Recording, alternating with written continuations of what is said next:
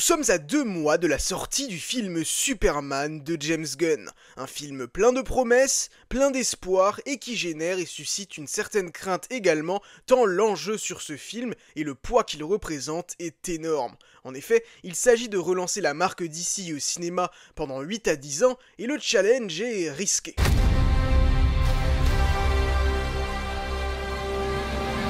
Salut les DCivores, j'espère que vous allez tous très bien. Dans cette vidéo, on va revenir sur les dernières news concernant le film Superman, news et rumeurs. Il y a également eu des petites fuites de jouets et de concept art qui peuvent justement nous donner quelques indications sur certaines choses. Donc cette vidéo contient quelques petits spoilers, mais écoutez, je vous dirai à chaque fois qu'il y en aura, histoire que vous puissiez quitter la vidéo ou revenir, etc. Vous savez comment ça fonctionne.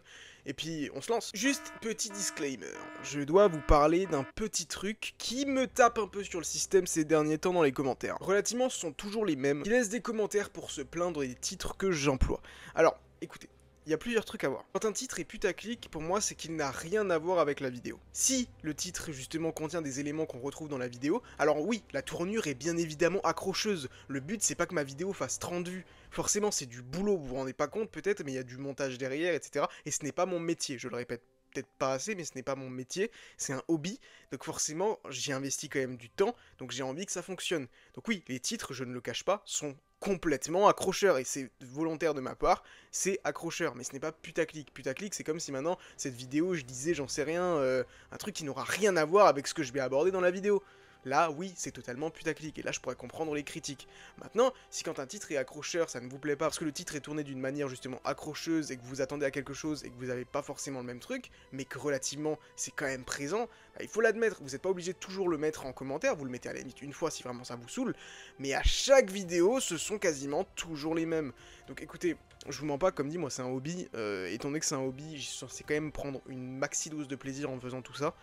Et donc en vrai j'ai pas le temps de répondre tout le temps à ces commentaires là, je l'ai fait sur ma dernière vidéo parce que franchement j'étais gavé. Mais donc voilà, en vrai je pense que je vais commencer un peu à ban, parce qu'en plus il y en a qui sont très irrespectueux et c'est très chiant. Je vais en ban un ou deux là, je vais en ban un ou deux. Donc voilà, le festival des bans risque de commencer et c'est dommage parce que j'ai une commu que je trouve extrêmement cool et j'ai beaucoup de chance par rapport à d'autres. Elle grandit et donc forcément plus elle grandit, plus il y en a qui sont saoulants. Donc voilà, certains je vais en ban, évidemment pas tous, il y en a qui laissent des commentaires etc. De ce type là, mais qui sont très cool. Mais voilà, je voulais faire un petit point, comme ça je reviendrai plus dessus, une fois c'est nécessaire et ça suffit. Mais donc voilà, comme ça vous connaissez ma façon de voir les choses, et comme ça peut-être que vous saurez à l'avenir, et puis voilà. Je pense qu'on passe à la vidéo. Commençons par la durée du film. En effet, un rapport récent déclarait que le film Superman allait durer 2 heures et 2 minutes. Tout de suite, la toile s'est enflammée en disant « Il y a beaucoup trop de personnages, beaucoup trop de choses, c'est un film Superman, 2h02, c'est bien trop court ». Moi perso, si les 2h02 sont bien traités et que l'histoire est bien racontée en 2h02, je n'ai absolument aucun problème avec la durée. Au contraire, moi les films qui sont trop longs, ça me saoule. Vous connaissez mon amour pour The Batman, et pourtant je le dis, dans The Batman il y a peut-être 15 minutes en trop. Les films qui sont trop longs, c'est un peu chiant en toute honnêteté. Mais là, ça a été démenti par James Gunn, le film ne durerait pas 2 heures et 2 minutes, ils sont encore en train de le peaufiner, etc. Donc ils n'ont même pas en fait la durée finale du produit. Mais évidemment, le film ne durera pas non plus 3 heures, je pense que ce sera vraiment entre 2 heures et 2h30, je pense pas que ça ira au-delà. Et je pense que c'est une durée largement suffisante. Mais en tout cas, voilà, si vous avez vu 2 heures de passer, sachez que du coup ce n'est pas le cas, James Gunn a démenti. Et il faudra encore s'armer un petit peu de patience avant d'avoir la durée finale de ce film. En parallèle, vous l'avez très certainement vu, mais il y a eu de nombreux jouets qui ont été dévoilés ces derniers temps. Notamment un jouet avec une pub des années 2000 qui est juste génial, dans laquelle on peut voir justement le kaiju qui a du slime dans son ventre et qui se bat contre Superman et le Justice Gang. Et bien James Gunn a déclaré que malgré que cette pub était hilarante selon lui, ce n'était pas vraiment une scène accurate au film. Donc en fait Superman ne va pas tuer le kaiju dans le film et ne va pas par exemple lui découper le ventre avec des yeux laser et du slime va sortir. C'est un peu dommage, ça aurait pu être vachement fun à voir sur grand écran. Mais du coup voilà, ce n'est pas accurate au film, c'est juste un jouet. Mais je pense qu'en tout cas si j'avais vu cette pub et que j'avais encore 10 ans, j'aurais craqué, parce que clairement, j'aurais voulu l'avoir, ça c'est clair. Il n'y a pas que ça qui a été dévoilé, il y a eu de nouvelles Funko Pop qui ont été dévoilées, et qui spoilent quelque chose d'assez important. Donc voilà, première alerte spoiler dans cette vidéo. En effet, il y a eu de nombreuses pop qui ont été dévoilées, dont une pop du marteau de Boravia. Et si vous regardez, il y a également une pop de Ultraman. Mais si on regarde les deux, elles ont le même numéro de série. Elles ont le même numéro de série Funko, et donc cela signifie que c'est le même personnage. Mais là où ça confirme encore plus, c'est que la Ultraman est une variante Chase du marteau de Boravia. Les variantes Chase, c'est en gros par exemple, on va faire du coup une Funko Pop, je sais pas si mon exemple est correct, mais par exemple on prend la Funko Pop de Mighty Thor, bah par exemple, il va y avoir du coup plein de Mighty Thor comme ça qui vont être faites, et dans ces Mighty Thor, vous allez en avoir certaines qui n'auront pas le casque, et donc ce sera exactement la même pop, mais ce seront des variantes Chase. Et c'est pourquoi elles ont le même numéro de série que les autres. Et donc là, je pense que vous voyez où est-ce que je veux en venir. Oui, le marteau de Boravia est bel et bien Ultraman. Maintenant, qui est Ultraman ? Eh bien ça c'est extrêmement intéressant. Vous connaissez ma théorie, personnellement je pense vraiment qu'il s'agit de Bizarro, mais il y avait eu un BTS qui montrait une genre de créature un petit peu étrange, qui me faisait penser à un martien blanc, mais qui pourrait également être un parasite. Donc pour moi, c'est soit un parasite, soit un Bizarro, mais étant donné qu'il a des pouvoirs qui semblent similaires à ceux de Superman, j'aurais plutôt tendance à dire qu'il s'agit d'un clone de Superman qui est probablement Bizarro. Parce qu'en plus il y avait eu une rumeur qui disait que le personnage de Ultraman allait être important même à l'avenir dans le DCU, donc c'est pour ça que Bizarro, vraiment je pense que c'est une forte probabilité. Quand il dévoile des jouets, il dévoile également de nouveaux arts, et on peut voir un art de Lex Luthor avec le Baby Kaiju. C'est très cool, mais si on regarde ce qu'il y a derrière, eh bien cela semble être les dimensions de poche. Et ça a l'air plutôt stylé, je pense qu'on va vraiment se prendre une claque visuelle en pleine gueule cet été. Donc évidemment, les dimensions de poche, ce sont des petites ouvertures avec le multivers. C'est pour ça que j'espère juste qu'il n'y aura pas trop de multivers dans ce film, parce que ça pourrait vite me gaver, le multivers, vous savez... On en a à toutes les sauces du côté de Marvel, on en a même eu un petit peu du côté de DC avec le film The Flash. Donc là franchement j'aimerais qu'on ait un univers simple, basique, qui se passe dans un seul univers, quitte à ce qu'à la fin du plan des 10 ans, bah je sais pas, on ait quelque chose qui nous ouvre vers un autre univers, que je sais pas, Flash court comme un petit peu dans l'univers des CAMU, et que justement il reboot la timeline, ou aille dans un autre univers, et cela permettrait justement d'avoir de nouveaux personnages, un nouveau Batman, un nouveau Superman, etc. et de l'expliquer auprès du grand public, bah alors à ce moment là, pourquoi pas. Mais là pendant les 10 ans, j'aimerais qu'on ait une histoire juste qui se passe sur une terre, et qui ne fasse pas forcément d'implication avec le multivers. On l'utilise au tout début pour justifier par exemple la présence de Peacemaker, je veux bien, mais après voilà, on s'arrête là quoi. Si tu es intéressé par l'univers d'ici, je t'invite évidemment à t'abonner à cette chaîne, à laisser un pouce et à activer la cloche. Et dis-moi dans les commentaires si t'es un collectionneur de Funko Pop. Attention, nouveau petit spoiler.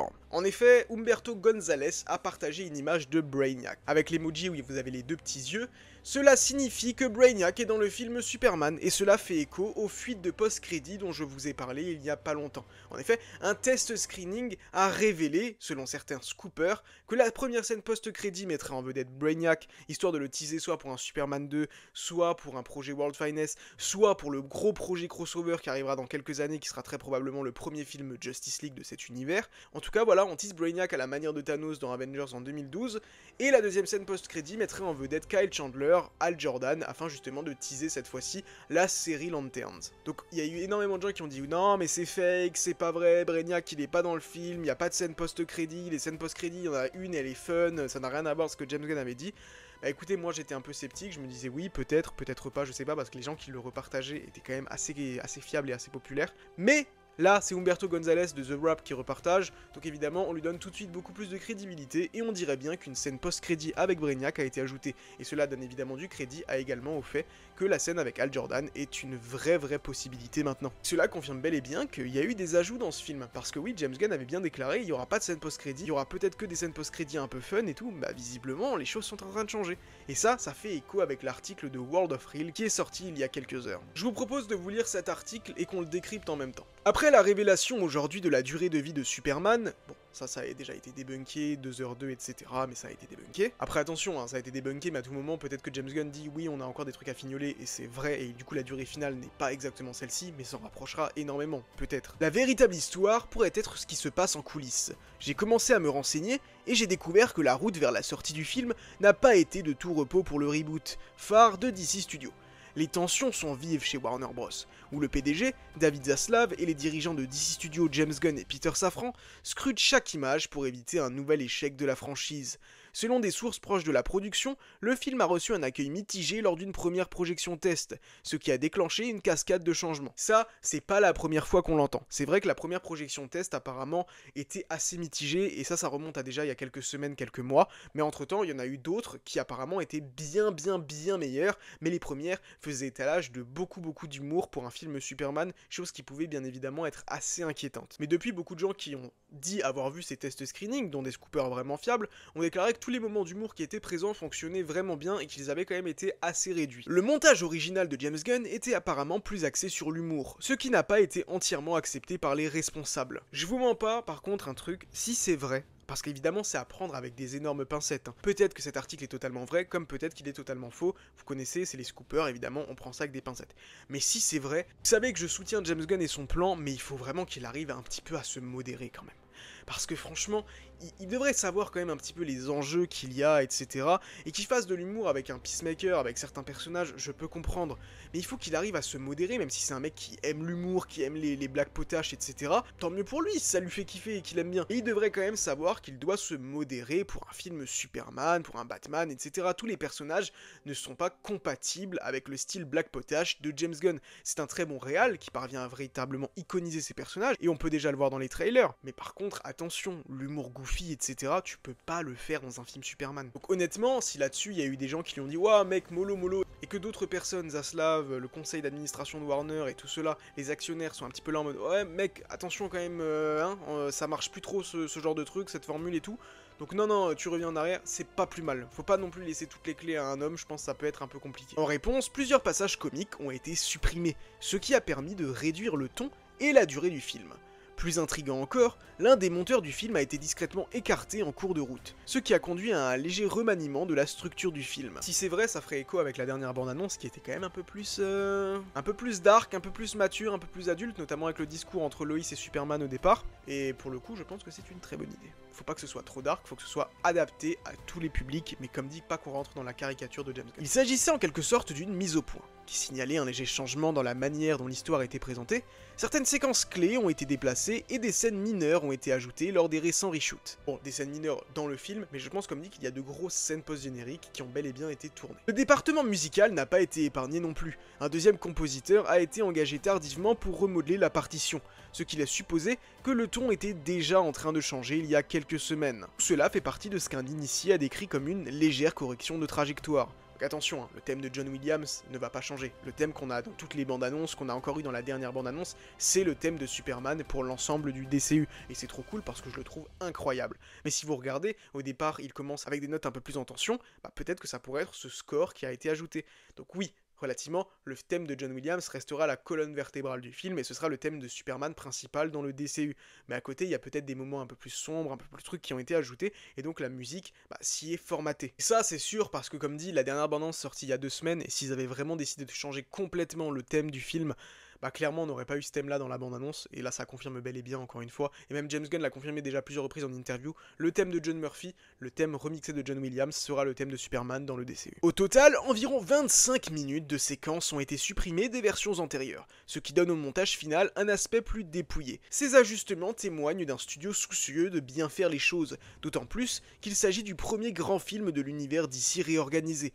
La dernière projection test devrait avoir lieu cette semaine. Il reste à voir si ces changements de dernière minute porteront leurs fruits, mais il y a un peu plus de confiance maintenant que le produit fini, qui est officiellement en boîte, s'avère être un grand film. Donc oui, on a en plus eu écho qu'il y a bel et bien des tests screening qui arrivent ces jours-ci, donc on va avoir très rapidement de nouvelles informations pour savoir si justement ces ajustements sont corrects ou ne sont pas corrects, mais il y a pas mal de petites choses qui me font dire que c'est tout à fait possible, et personnellement je pense que ce serait pas une mauvaise chose quand on lit cet article-là, au contraire je pense que ce serait une bonne décision. Voilà, je sais pas ce que vous pensez de tout ça, dites-le moi dans les commentaires, et nous on se donne rendez-vous très bientôt à Metropolis.